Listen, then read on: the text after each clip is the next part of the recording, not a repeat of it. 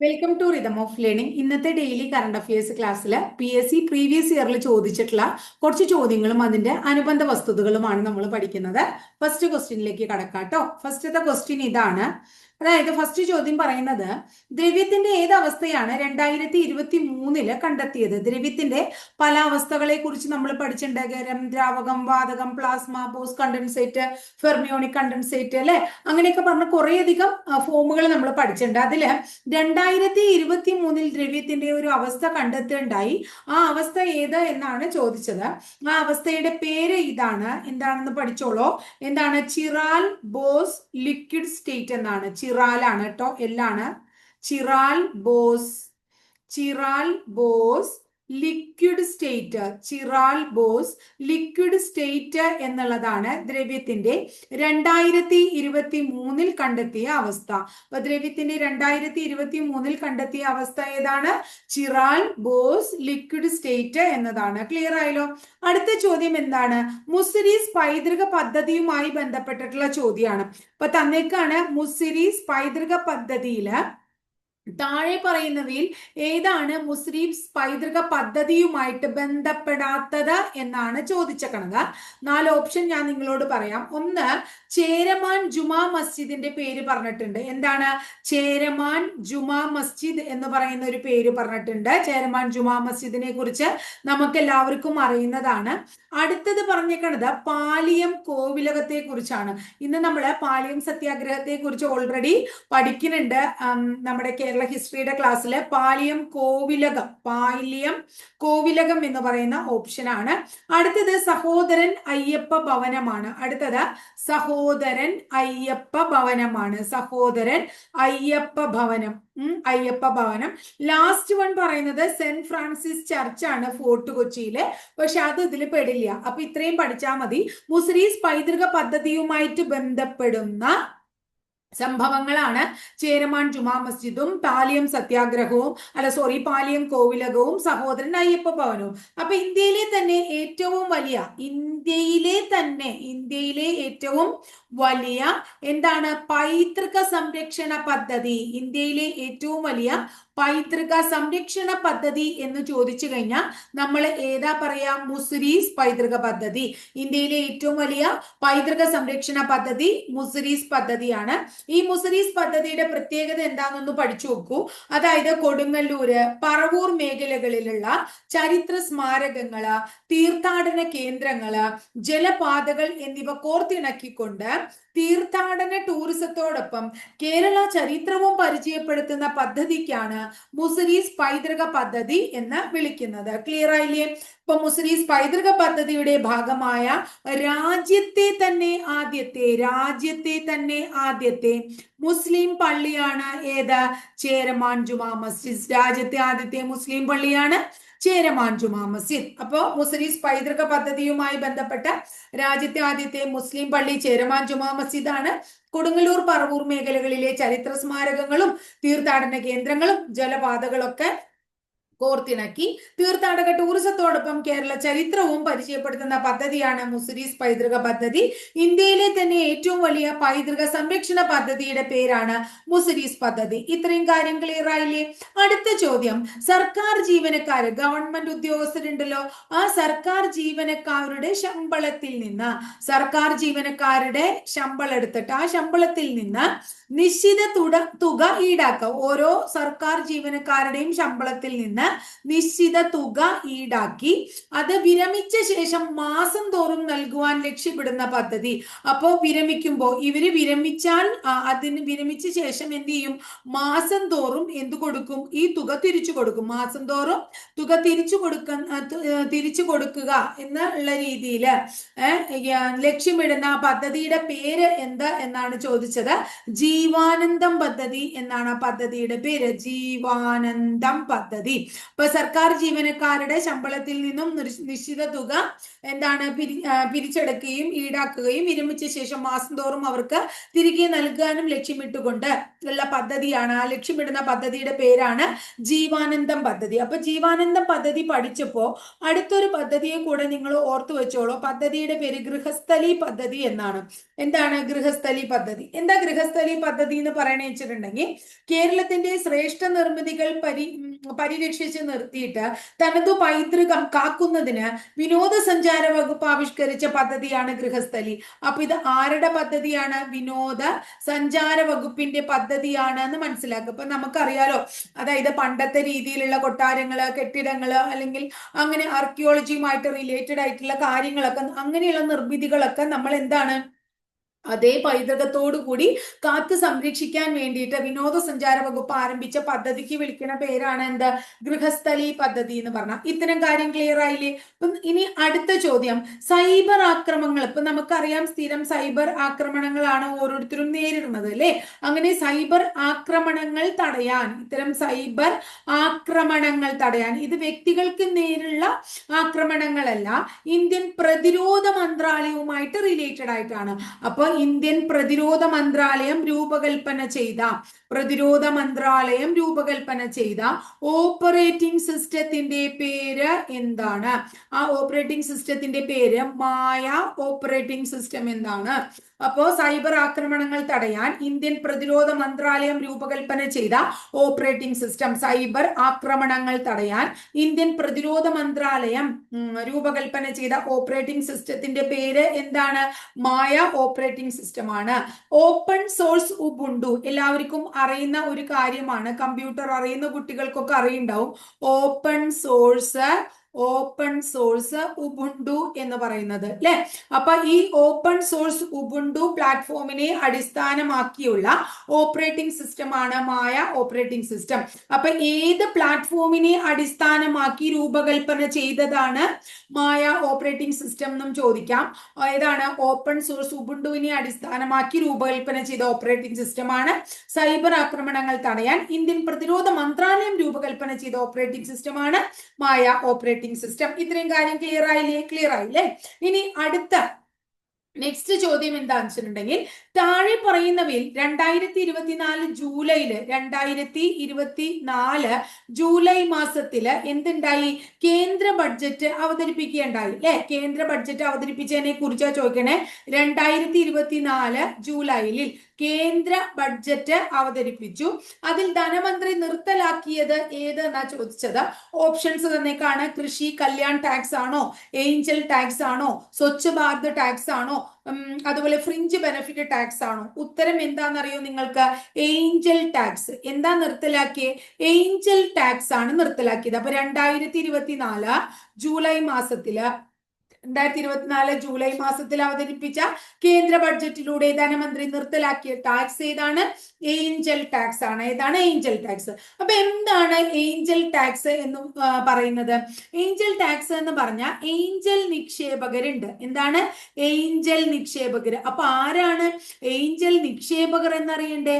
അപ്പൊ ഏഞ്ചൽ നിക്ഷേപകരുടെ പ്രത്യേകത എന്താ വെച്ചിട്ടുണ്ടെങ്കിൽ, നമ്മുടെ വ്യക്തിഗത വരുമാനം, ഓരോരുത്തർക്കും പേഴ്സണൽ ആയിട്ടുള്ള വരുമാനം സ്റ്റാർട്ടപ്പുകളിൽ നിക്ഷേപിക്കുന്ന ഉയർന്ന ആസ്തിയുള്ള ആൾക്കാരെ, അതായത് ഉയർന്ന അസറ്റ് ഉള്ള ആൾക്കാരെ, ഉയർന്ന ആസ്തിയുള്ള ആൾക്കാരെ അവരുടെ എന്ത് വരുമാനം?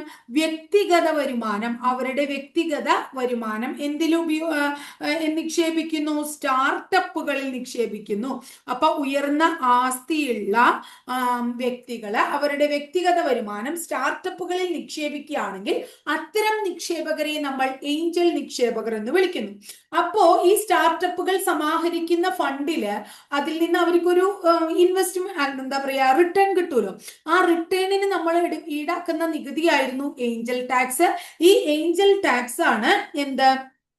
പറഞ്ഞത് നമ്മളെ ധനമന്ത്രി നിർത്തലാക്കിയത് എന്നാ പറഞ്ഞത്. ക്ലിയർ ആയില്ലേ? അപ്പൊ ഏഞ്ചൽ ടാക്സ് അല്ലെ. അപ്പൊ ഏഞ്ചൽ ടാക്സ് എന്ന് പറഞ്ഞിട്ടുണ്ടെങ്കിൽ എന്താ പറയുന്നത്? ഏഞ്ചൽ നിക്ഷേപകരിൽ നിന്ന് ഈടാക്കിയിരുന്ന ടാക്സ് ആണ്. ഏഞ്ചൽ നിക്ഷേപകർ എന്ന് പറഞ്ഞ വ്യക്തിഗത വരുമാനം വളരെയധികം കൂടുതലുള്ള വ്യക്തികള് അവര് എന്തായിട്ട് സ്വന്തമായിട്ട് സ്റ്റാർട്ടപ്പ് തുടങ്ങി ആ വ്യക്തിഗത വരുമാനം ആ സ്റ്റാർട്ടപ്പിൽ നിക്ഷേപിക്കുമ്പോൾ അവർക്ക് ഒരു റിട്ടേൺ കിട്ടും. ആ റിട്ടേണിൽ നിന്ന് നമ്മൾ ഈടാക്കിയിരുന്ന വരുമാനമാണ് എന്ന് മനസ്സിലാക്കുക. അതാണ് ഏഞ്ചൽ ടാക്സ്. അത് നിർത്തലാക്കി എന്ന് ഓർത്തോളൂ കേട്ടോ. ഇനി അടുത്ത ചോദ്യം ഇതായിരുന്നു, അതായത് ഇന്ത്യൻ ക്രിക്കറ്റ് ടീമിന്റെ നമ്മൾ പലപ്പോഴും എന്താ പറയാ ഈ എന്താ പറയാ സ്പോർട്സുമായിട്ട് റിലേറ്റഡ് ആയിട്ടുള്ള കാര്യങ്ങൾ പറയുമ്പോൾ ആർക്കും ദഹിക്കില്ല. അതായത് അത് അത്ര വലിയ താല്പര്യം ഉണ്ടാവില്ല പലർക്കും. പക്ഷെ ഇത് വളരെ പ്രധാനമാണ്. അതായത് കുറെ അധികം ചോദ്യങ്ങൾ ഈ കായിക മേഖലയുമായിട്ട് ബന്ധപ്പെട്ട് ചോദിക്കുന്നുണ്ട്. അപ്പൊ ഇന്ത്യൻ ക്രിക്കറ്റ് ടീമില് രാഹുൽ ദ്രാവിഡിന്റെ പിൻഗാമിയായിട്ട് അങ്ങനെ എടുത്തു ചോദിച്ചേക്കണു. രാഹുൽ ദ്രാവിഡിന്റെ പിൻഗാമിയായിട്ട് പരിശീലക സ്ഥാനത്ത് എത്തിയത് ആരാണ്? ഗൗതം ഗംഭീർ. ആരാണ്? ഗൗതം ഗംഭീർ. ചോദ്യം എന്താണ്? ക്ലിയർ ആയില്ലേ നിങ്ങൾക്ക്? ഇന്ത്യൻ ക്രിക്കറ്റ് ടീമിന്റെ പരിശീലക സ്ഥാനത്ത് രാഹുൽ ദ്രാവിഡിന്റെ പിൻഗാമിയായി എത്തിയത് ആരാണ് എത്തിയത്? ഗൗതം ഗംഭീർ. ആരാണ്? ഗൗതം ഗംഭീർ ആണ്. ഇന്ത്യൻ ക്രിക്കറ്റ് ടീമില് രാഹുൽ ദ്രാവിഡിന്റെ പിൻഗാമിയായിട്ട് എത്തിയ പരിശീലകനാണ് ഗൗതം ഗംഭീർ. അടുത്തത് നമുക്ക് എല്ലാവർക്കും അറിയുന്നതാണ്, ഗാസയിൽ നടക്കുന്ന യുദ്ധത്തെ കുറിച്ചൊക്കെ നമ്മൾ കേട്ടിട്ടുള്ളതാണ് ധാരാളം അല്ലെ. അപ്പൊ ഗാസ യുദ്ധവുമായി ബന്ധപ്പെട്ടിട്ടുള്ള ചോദ്യമാണ്. ഗാസയിൽ നടക്കുന്ന യുദ്ധത്തിൽ ജനരോഷം വർദ്ധിച്ചതിനാൽ ഇസ്രായേൽ പാസ്പോർട്ടുമായുള്ള സന്ദർശകരുടെ പ്രവേശനം നിരോധിച്ചത് ഏത് രാജ്യമാണ്? ഇസ്രായേൽ പാസ്പോർട്ടുമായിട്ട് വരുന്ന ആൾക്കാരുടെ സന്ദർശനം നിരോധിച്ചത് താഴെ പറയുന്നവയിൽ ഏത് രാജ്യം എന്നാണ് ചോദിച്ചത്? ഏത് രാജ്യമാണോ ഓപ്ഷൻ കൊടുത്തേക്കണോ? ഇറാൻ ആണോ, മാലിദ്വീപ് ആണോ, ഇന്തോനേഷ്യ ആണോ, ശ്രീലങ്കയാണോ? ഉത്തരം ഏതായിരുന്നു? മാലിദ്വീപ് ആണ്. അപ്പൊ താഴെ പറയുന്നവയിൽ ഏത് രാജ്യമാണ് ഗാസയിൽ നടക്കുന്ന യുദ്ധത്തില് ജനരോഷം വർദ്ധിച്ചതിനാൽ ഇസ്രായേൽ പാസ്പോർട്ടുമായിട്ടുള്ള സന്ദർശകരുടെ പ്രവേശനം നിരോധിച്ച രാജ്യം? ക്ലിയർ ആയില്ലേ? ഏതാണ്? മാലിദ്വീപ് ആണ്. ഇനി കേരളത്തിലെ അപ്പൊ വേറൊരു കാര്യം കൂടി ഇതുമായിട്ട് റിലേറ്റഡ് ആയിട്ട് നമുക്ക് പറയാം. തെക്കൻ ഗാസയിലെ നഗരമായിട്ടുള്ള റഫ അല്ലെ, തെക്കൻ ഗാസയിലെ നഗരമാണ് റഫ. ആ റഫയിലെ സൈനിക നടപടികൾ, ഈ റഫ എന്ന് പറയുന്ന നഗരത്തിലെ സൈനിക നടപടികൾ അവസാനിപ്പിക്കാൻ ഇസ്രായേലിന് ആരാണ് നിർദ്ദേശം നൽകിയത്? ഇന്റർനാഷണൽ കോർട്ട് ഓഫ് ജസ്റ്റിസ് അഥവാ അന്താരാഷ്ട്ര നീതിന്യായ കോടതിയാണ്. തെക്കൻ ഗാസ നഗരമായ റഫയിലെ സൈനിക നടപടികൾ അവസാനിപ്പിക്കൂ എന്ന് പറഞ്ഞ് ഇസ്രായേലിന് നിർദ്ദേശം നൽകിയത് അന്താരാഷ്ട്ര നീതിന്യായ കോടതി അഥവാ ഇന്റർനാഷണൽ കോർട്ട് ഓഫ് ജസ്റ്റിസ് ആണ്. അടുത്തത് നമ്മൾ ഒരു ഇടനാഴിയെ കുറിച്ചാണ് പഠിക്കുന്നത്. ഒരു ഇടനാഴിയുടെ പേര് ഒന്ന് ഓർത്തു വെക്കൂ. കേരം. എന്താണ്? കേരം ഷാലോം. ഇടനാഴി. ഈ കേരം ഷാലോം ഇടനാഴി ഏതൊക്കെ സ്ഥലങ്ങളെ തമ്മിൽ ബന്ധിപ്പിക്കുന്നു? ഏതൊക്കെ സ്ഥലങ്ങളെയാണെന്ന് ചോദിക്കാൻ സാധ്യതയുള്ളതാണ്. Gaza, Israel. അപ്പൊ ഗാസ, ഇസ്രായേൽ സ്ഥലങ്ങളെ ബന്ധിപ്പിക്കുന്ന ഇടനാഴിയാണ് ഏത്? കേരം ഷാലോം ഇടനാഴി എന്ന് പറയുന്നത്. ഈ രണ്ട് കാര്യം ക്ലിയർ ആയില്ലേ? ഇനി അടുത്തത്, ഇസ്രായേലിൽ ഇസ്രായേലില് ഏർപ്പെടുത്തുകയാണ്? വിലക്ക് ഏർപ്പെടുത്തുകയാണ്. എന്തിന്? ഒരു എന്താ പറയുന്നത്, ചാനലിന് ഇസ്രായേലില് വിലക്കേർപ്പെടുത്തുകയാണ്. ഒരു ചാനൽ. അങ്ങനെ ഇസ്രായേലില് വിലക്കേർപ്പെടുത്തിയ ഖത്തർ ആസ്ഥാനമായുള്ള ചാനൽ. ഈ ചാനലിന്റെ ആസ്ഥാനം ഏതാണ്? ഖത്തറാണ്.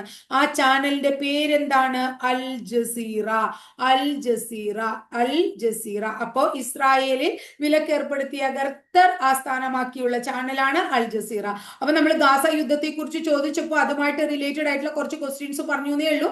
ഗാസയിൽ നടക്കുന്ന യുദ്ധത്തിൽ ജനരോഷം വർദ്ധിച്ചതിനാൽ ഇസ്രായേൽ പാസ്പോർട്ടുമായുള്ള സന്ദർശകരുടെ പ്രവേശനം നിരോധിച്ചത് താഴെ പറയുന്നവയിൽ ഏത് രാജ്യമാണെന്ന് ഏതാണെന്ന് ചോദിച്ചിട്ട് 4 ഓപ്ഷൻ തന്നു. അപ്പൊ നമ്മൾ പറഞ്ഞു അത് മാലിദ്വീപ് ആണ്.